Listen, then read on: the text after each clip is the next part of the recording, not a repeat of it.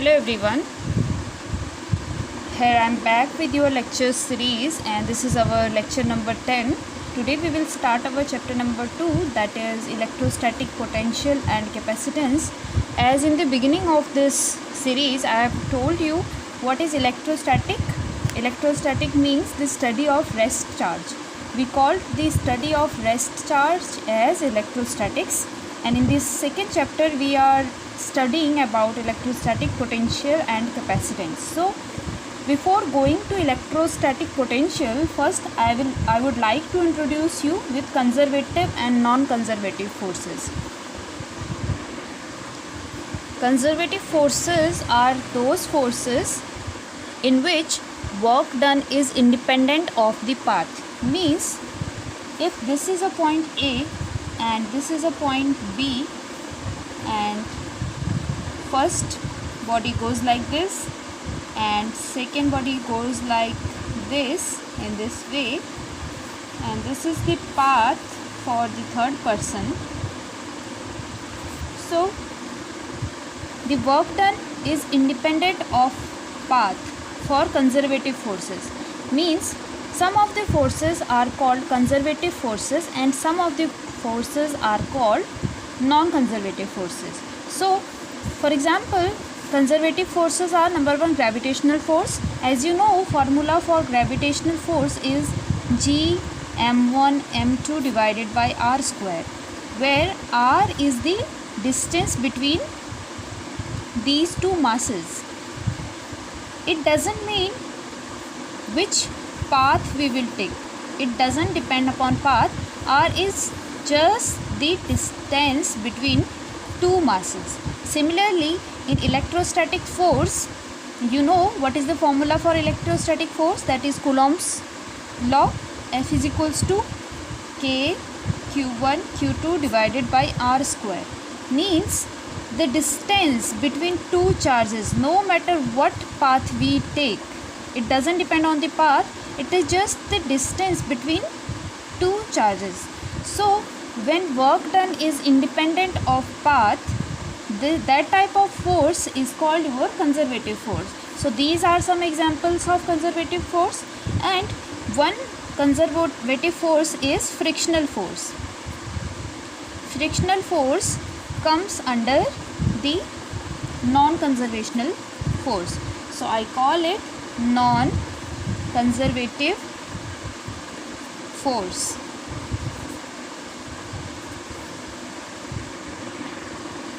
Next is potential energy is defined only for conservative forces. So as you know, work done for any force is conserved as potential energy.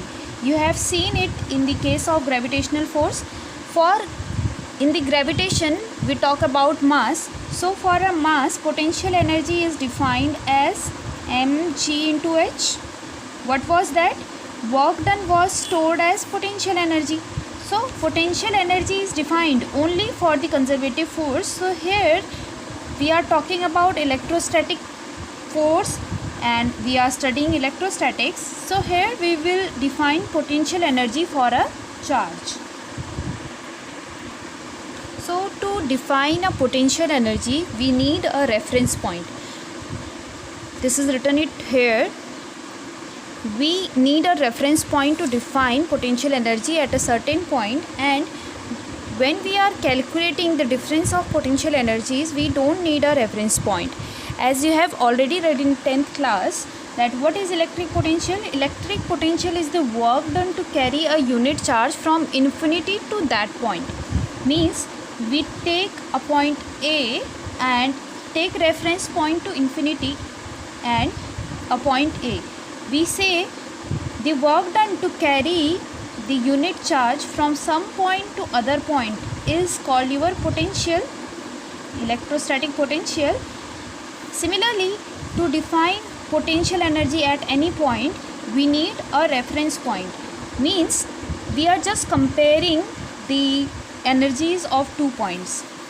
At a certain point, we are just comparing the energy of this point with some other point, and when we are calculating the difference of 2 points, potential energies difference of potential energies of point A and A and B, then we don't need any reference point. Electrostatic potential energy. As we know, the work done is stored as potential energy. So in the case of electrostatics, we take a charge plus Q. In the vicinity of this charge, we take a small charge, positive small q, at a distance of r from it. As you know, there will be some electric field of this charge and electric field of this charge also. So if this position is called A and I want to take this charge at a point B in the influence of the electric field of this charge, I repeat it again. Say this is a positive charge plus capital Q, and in the vicinity of this charge I have placed a small charge small q, positive small q, at a distance of r from it. You can see this is a point charge and this is also a point charge. So this will have some electric field and this charge will also have some electric field. So if I want to take this small charge from point A to point B, so some work will be done against the electric field of this charge, and if I bring this charge from point A to point B, that work done will be stored as potential energy. When I am bringing the charge from point A to point B, then work done will be equal to force into displacement. Let small dr will be the smallest displacement between these 2 points. Then I will just integrate this term F, force into displacement, and integration from point A to point B. As you know, what will be that force? Force will be F is equals to K capital Q small q divided by r square. This will be the net force between these two charges, and the direction of force will be outside, of course, because these two are like charges and like charges repel each other. So the direction of force should be in this direction. When we are calculating work done, work is done in the opposite direction of force. So I will put a negative sign over this F, because for actual force is in this direction and I am bringing this charge from point A to point B. So this will be the direction of work. So I will put a negative sign over it. So work done will be negative A to B F into dr. So this will be the form of work done, and this work done against electrostatic force will be stored as potential energy. As I have already told you that to define potential energy of any charge for any single charge, to define potential energy of any single charge, I need a reference point. So you can see, you can note it here, charge Q possesses a certain amount of electrostatic potential energy at every point in the electric field. So therefore work done in moving the charge Q from point A to point B increases its potential energy by an amount equal to electrostatic potential energy difference between B and A. As you know, a single charge has some electrostatic potential energy at some point, and at any other point it has some other amount of electrostatic potential energy. So when we are moving this charge from this point to this point, so this point will have some potential energy and this point will have some potential energy, and the difference of the two potential energies will be equal to work done. So you can write charge Q possesses a certain amount of electrostatic potential energy at every point in the electric field. Therefore work done in moving this charge Q from A to B increases its potential energy by an amount equal to electrostatic potential energy difference between B and A. So I can write UB minus UA is equals to delta U, and it is equal to work done between the point A and B, and I can write work done as WAB, and it is equal to negative sign A to B F into dr. Electrostatic potential. Electrostatic potential is basically the work done by any external force in bringing 1 coulomb charge from infinity to that point. So we define electrostatic potential by any external work done by any external force to bring a charge of 1 coulomb from infinity to that point, and the potential difference of 2 points can be written as delta V. As you know, the sign for electrostatic potential is capital V. So potential difference, if this is a point P, this is any other point R, the difference between these two potentials is called potential difference between these 2 points, and it can be written as Vp minus Vr, and the relation of electrostatic potential and electrostatic energy is Vp is equals to Up divided by Q. So I write it as Up minus Ur divided by Q, where Up minus Ur can be written as work done by any external force. And this electrostatic potential is the address of any location, means this point has some other potential, this point has some other potential. It means the potential of these 3 points are not same. Potential of any 2 points cannot be same. So Vp is not equal to V0, Vo is not equal to Vr. And one more property, electrostatic potential is a scalar quantity. It can be negative, positive or 0. As you have already read that electrostatic potential energy was also a scalar quantity. Similarly, electrostatic potential is also a scalar quantity. It can be negative, positive or. So here our actual chapter starts. The potential energy due to a point charge. Suppose this is a point charge plus Q, and this is a point A, and this is a point B, and I am bringing a 1 coulomb charge plus 1 coulomb charge from this point to this point, then what will be the electric potential? So this is the scenario. This is point A and this is a point B, which is situated at a distance of r. We don't know the distance of A from the charge plus Q.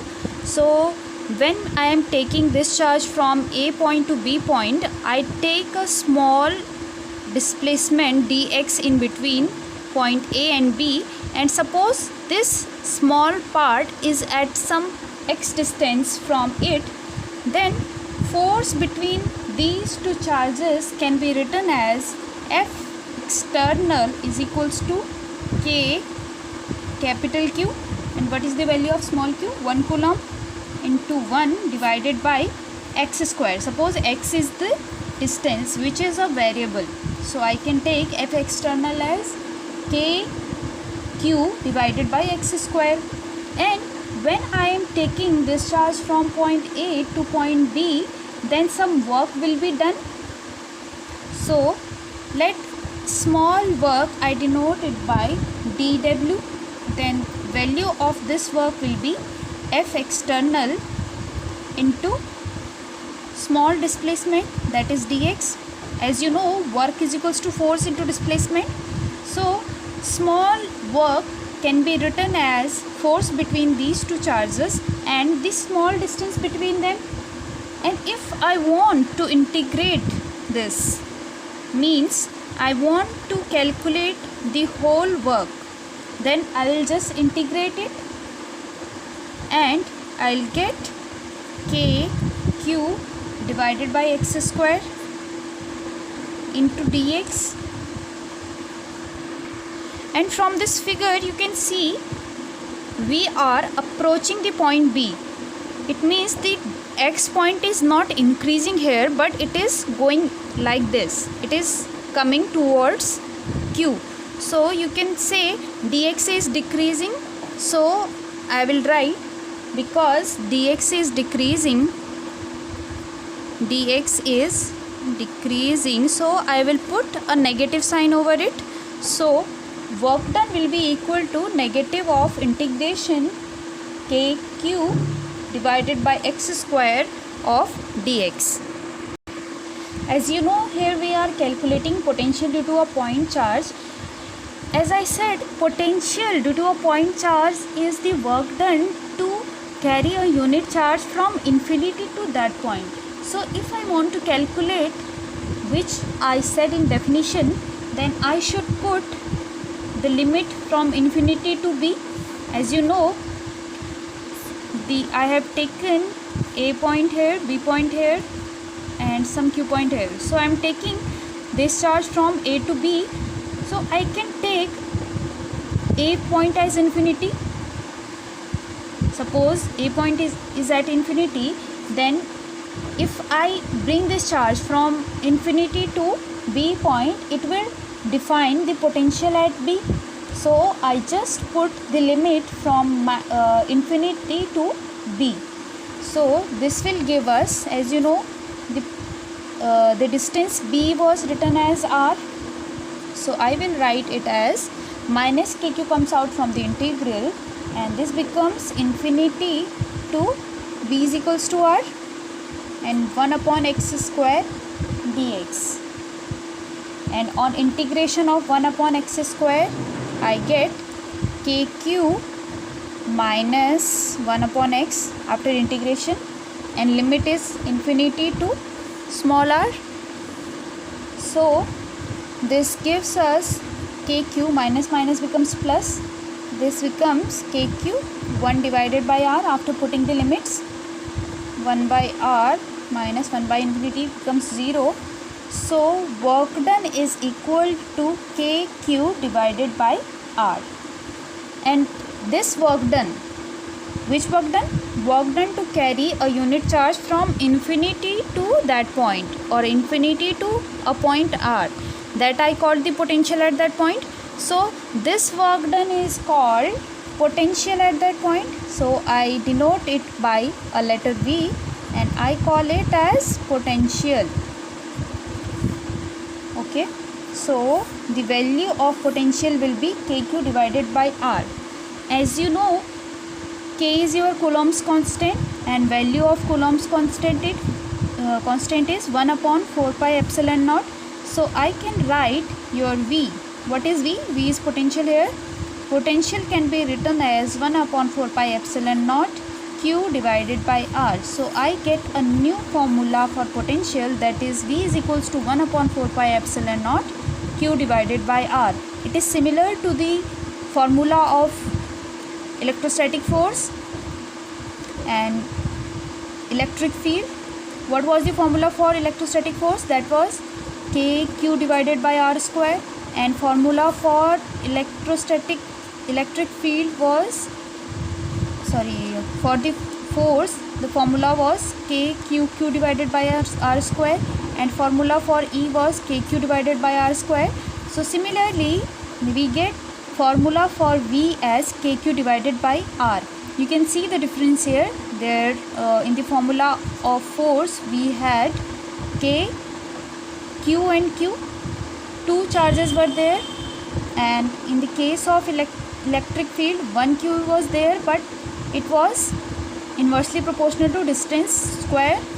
But in the case of potential, it is inversely proportional to distance and directly proportional to q. Today we learned about the conservative forces and non-conservative forces. After that we studied the potential energy. Potential energy is the energy which is stored as the work done. Work done is stored as the potential energy. And lastly we studied the electric potential. So what is the difference between the electric potential and electrical potential energy?